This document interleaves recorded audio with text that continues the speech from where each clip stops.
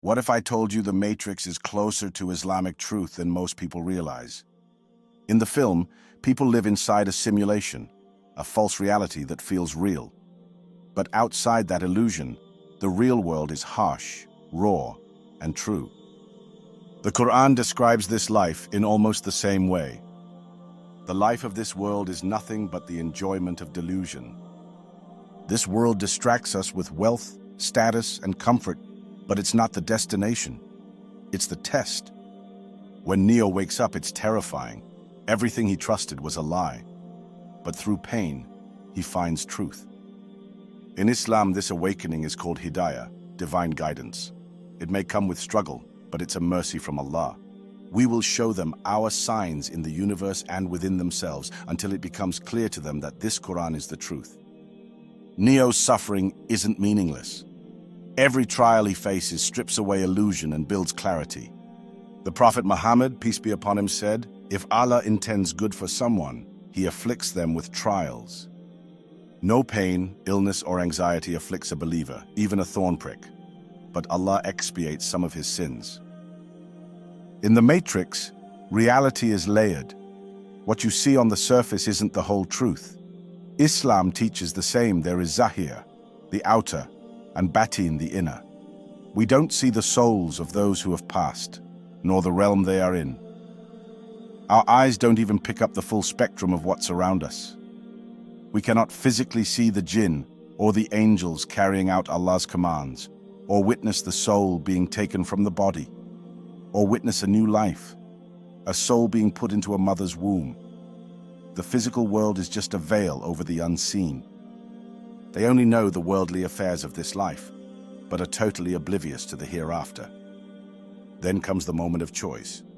Neo is offered the red pill or the blue pill, truth or illusion. But here's the thing. It's not about having the right answers, it's about asking the right questions. There is no blind faith in Islam. You're encouraged to reflect and sincerely seek knowledge, because truth isn't inherited. It's uncovered by those who search with sincerity and courage. Allah gives us the same choice. There is no compulsion in religion, for the truth stands out clearly from falsehood. Truth is all around us, in the world, in your soul, in your suffering, but you have to choose to see it. This life, it's not the end, it's the illusion, and the real world, the unseen, the eternal, the truth. That's what matters. The path of truth is one you must walk for yourself. We spend most of our lives, about 70 years give or take, and those years aren't even guaranteed, chasing success, comfort, and a legacy that ends in a grave. Yet, as people of faith from the holy books, Jews, Christians, and Muslims, we know this life isn't the end. We all believe in some form of paradise and hell. But how often do we stop to ask, which one is the truth? Have we given ourselves the best chance? Are we truly preparing our souls for what comes after? The Quran reminds us, "But you prefer the worldly life, while the hereafter is better and more lasting." Waking up from the Matrix is just a metaphor.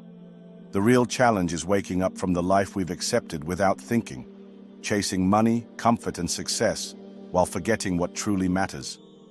Islam teaches that this life, dunya, is only a temporary test, not the ultimate reality.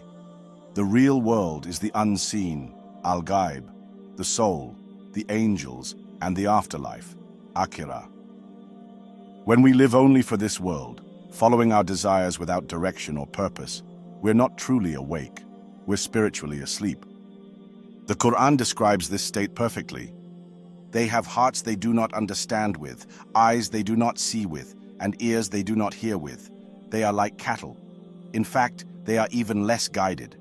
So ask yourself, not just have I seen the truth, but am I living like I'm awake to it?